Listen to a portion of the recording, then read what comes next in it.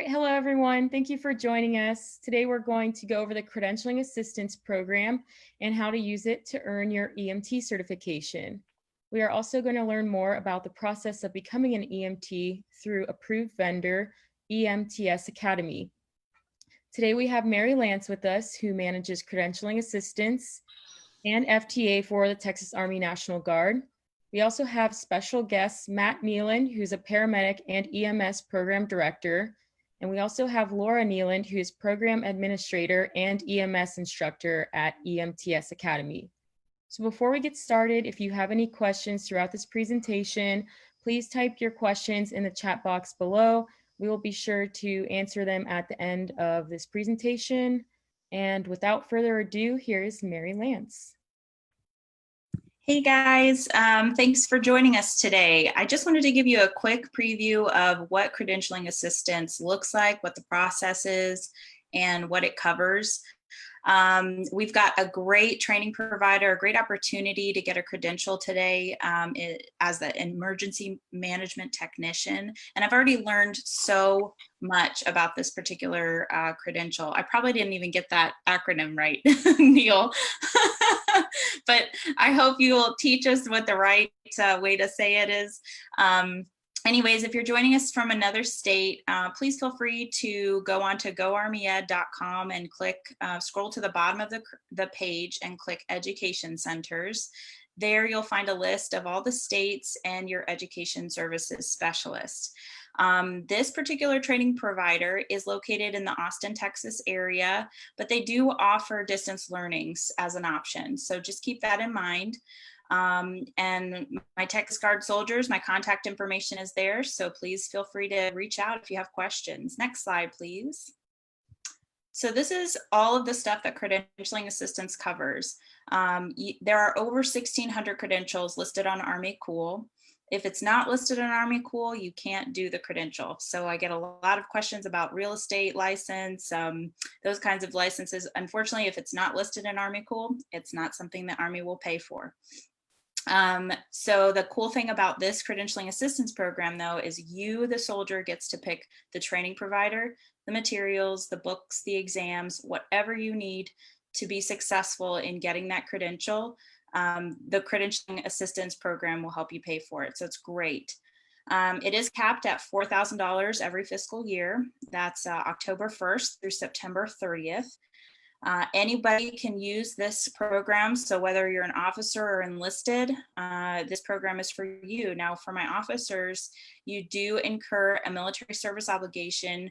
For MDay, it's 4 years. For AGR, it's 2 years. And but for my officers, if you just want to get an exam or recertification, you don't have to incur that military service obligation. But if you do any of the training or buy materials or anything else, you will incur a military service obligation. So just keep that in mind. This program does require you to pass the exam or training. And if you don't, they will recoup you for whatever you borrowed. And right now, unfortunately, applications have hit a wall because of the current state of our work environment and staffing.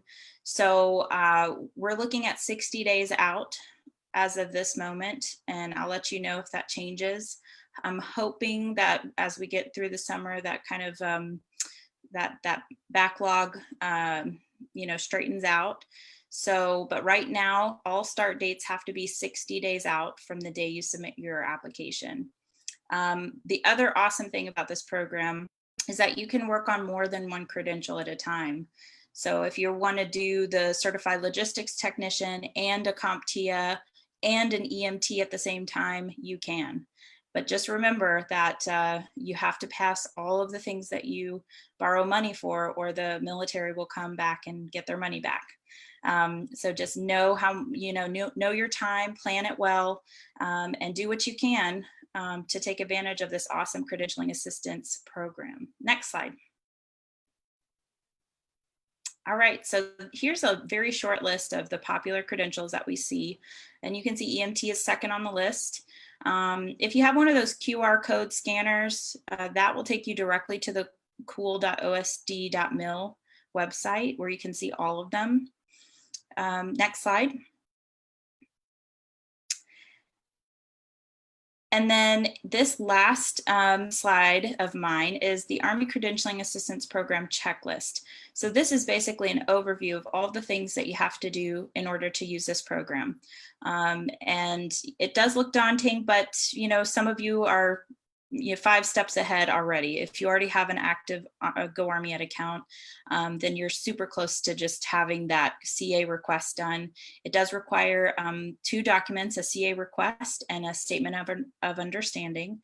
And so if you're interested, guys, please reach out to me. And with that, I will pass it over to Neil, and he can tell you guys more about this awesome opportunity that EMTS Academy has to offer. All right, thanks, Neil. Great, thank you, Mary. My name is Matt Nealand. I'm the Program Director for EMTS Academy and St. David's Round Rock Paramedic Program. We do EMT and paramedic training at Texas State University in Round Rock. We do offer online classes. So a lot of people ask, what should I call you? Are you an EMT, a paramedic, or EMS? What's the difference between EMS, EMT, and paramedic? EMS stands for Emergency Medical Services. It's a big, broad, general term that incorporates EMTs and paramedics. It describes all of the components designed to help sick and injured people. EMS includes public and private ambulance services, fire departments, first responders, including corporate first responders, police officers with medical training, lifeguards, and the Lower Colorado River Authority. Where you are, there may be other components of EMS. EMS has 4 levels of certification. They include EMR, which stands for Emergency Medical Responder, EMT, which stands for Emergency Medical Technician, Advanced EMT, and Paramedic. And so if you look at it as kind of a stair step, most people start off at EMT and then go on to paramedic. Emergency medical responder is used more for corporations. Like here in Round Rock, we have Dell Computers. They have their own corporate first responders, and they're all trained at the EMR level. But what we're really talking about today is EMT. This table shows the differences between an EMT and a paramedic. An EMT is approximately 180 hours. You'll do 16 hours of ER time. You'll do 24 hours on an ambulance. The total training is anywhere from 220 to 240 hours. That varies a little bit. You'll be able to perform 19 skills, and we'll go over the skills that you can do in just a minute. And you'll be able to administer 8 medications.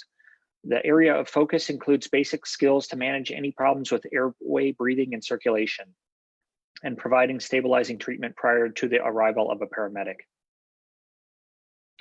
So what do EMTs do best? This area is really what EMS excels at. We're really, really good at managing problems with airway, breathing, and circulation. These are a few time-sensitive, life-saving medical treatments. Some of the skills that an EMT does include vital signs, managing an airway, performing CPR and using an AED, performing spinal immobilization, delivering babies, splinting, bandaging, and bleeding control, and administering life-saving medications, including nitroglycerin, epinephrine, glucose, albuterol, and oxygen. Where do EMTs typically work? They typically work on an ambulance. Some people say, well, do you always drive the ambulance, or do you ride in the back? It depends on your service. Sometimes the EMT drives and the paramedic will be in the back. Sometimes there's 2 EMTs and you alternate. It really just depends, but you can be expected to drive sometimes and to attend to a patient in the back sometimes. EMTs stationed on an ambulance are typically either in an EMS station or a fire station. This is an example of a very nice fire station in Cedar Park. And not all of them are that nice, but that one is one of the really nice ones. So what else could you do with an EMT certification? You could work on an ambulance with special operations. Austin Travis County EMS, Williamson County EMS, at least in Central Texas, have EMTs who work with special operations on high angle, low angle rescue, hazmat, and tactical EMS. You could also work in the military as an EMT. Fire departments, all fire departments in Texas, if you want to be a full-time firefighter, you have to have your EMT certification. So we recommend that if you're interested in being a firefighter, you get your firefighter certification first and then your EMT certification second. but it really doesn't matter. You can do EMT first or firefighter second. All firefighters are required to be an EMT, but not all the EMTs are required to be a firefighter. Where else could you work? You could work in an ER. A lot of ERs and hospitals and clinics will hire an EMT as an ER technician or clinical technician. You could also, this would be useful if you are a police officer. A lot of police officers will hire you as their SWAT medic if you have EMT training. We had a student go through our program who worked for the FBI, and he took an EMT class, and now he is the FBI SWAT medic. This is also useful for lifeguards, security guards, or federal agents. Another great thing to think about is if you've traveled outside the United States, you know that EMS is not like it is everywhere in the US. If you've been to just about any other country, some of the third world countries may have ambulances, but they may not have people to staff them. And that can be kind of scary. You could use this on mission trips if you want to travel and go and provide aid to other countries. Doctors Without Borders is another opportunity. There's a lot of disaster relief networks that are looking for EMTs, and then even in your neighborhood. One place that's not on here, but during the current pandemic, we've had employers contact us looking for EMTs to take temperatures and do some screening, and they're paying very well for those type of things. So it may be another avenue for employment. So what does an EMT course cost? These are current as of spring 2020. Payable to EMTS Academy, there is a $75 application fee, and then the tuition is $2,799. Payable to others includes Texas State University parking permit, that's $115. That's for a year. If you get a semester permit, it is a little bit cheaper. The textbook is about $245, the uniform. All of the other expenses are listed there. At the end of it, you'll get a course completion certificate, and then you'll have to take a national registry exam. So you can't work in Texas until you get your national registry certification. Then you fill out an application and mail $64 to the Texas Department of State Health Services, and then you'll get your Texas EMT certification, and then you can work in Texas. Payment plans are available upon approval. Laura deals with all of our enrollment and finances. She is on this call with us, and she will be able to answer any questions you may have at the end of the presentation.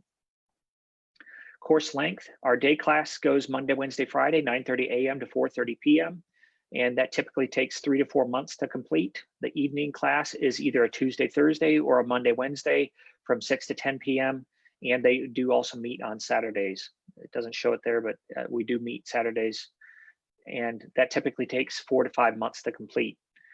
We also have an online class option where things are benchmarked, that the quizzes and tests and homework assignments are due at regular intervals, but you do have some flexibility as to when you attend class. The course lengths shown above are for classes prior to COVID-19 impact. We have shifted everything to online right now because Texas State University is closed. And so the course lengths may be a little bit longer while we get things moving online. And it also depends on clinical and EMS shift availability. As of right now, clinicals, one of our sites is open, but they're only allowing 2 students per shift.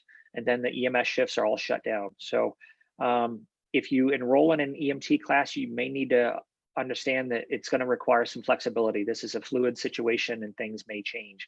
We could need to switch. We may open back up to in-person, and then if things get worse, we may need to switch back to online. Or if you start online, you may go back to in-person, or it could be a combination. So we do ask that you understand that moving forward with this, I can't predict where we're exactly going to be in the fall when you'd be signing up for the class.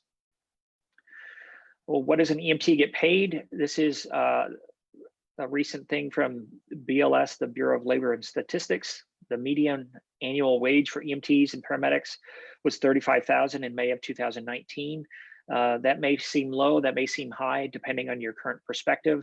I recommend that if you start as an EMT, you go on and get your paramedic, you're going to make more money as a paramedic than you will as an EMT. Average wages, at least in Central Texas for paramedics, are typically in the $45,000 to $50,000 range. An Austin Travis County EMS cadet will be paid $19.17 an hour for a 40-hour work week. Again, an EMT certification is an excellent addition to most other training. Police officer, military, soldier, it demonstrates integrity, compassion, accountability, respect, and empathy. If an employer knows what an EMT can do, they know that you'll have to go through a background check, that all of your immunizations are up to date, that you're somebody who can handle stress and responsibility. Plus, in addition to your military experience, I think this is a really good partnership and would make you look very good on a resume and hopefully get you a job. The job outlook, the employment of EMTs and paramedics is projected to grow 7% from 2018 to 2028. This is faster than the average for all occupations. Again, this statistic is prior to the COVID-19 pandemic. I'm predicting that I think that the need for EMTs and paramedics is going to increase even more than that statistic. How much, I don't know, but I can see that at least the need is going to be there for the foreseeable future. Emergencies, car crashes, natural disasters, and acts of violence will continue to require the skills of EMTs and paramedics. So the job security here is very strong. For more information, for questions about enrollment, course schedules, costs, or using military benefits, please email us at admin@emtsacademy.com, or you can visit our website, emtsacademy.com. Our phone number is listed there. And then I will turn this back over to Mary and Okay. or whoever's moderating the chat. Yeah, so I real quick, could you go back to that cost slide? I just want to review that with anybody who's kind of concerned about, you know, all of these fees. So I did I added up all of those and it comes to a little bit over $3,700. And what I want to just make you guys aware of is everything you see here, because it is part of getting this credential, you can put on your CA request to have the Army pay for this.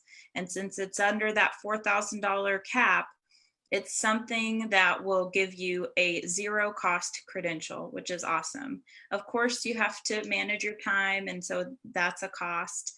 But guys, you guys have $4,000. Don't leave it on the table. This is a great opportunity, even if you don't have to do the EMT course.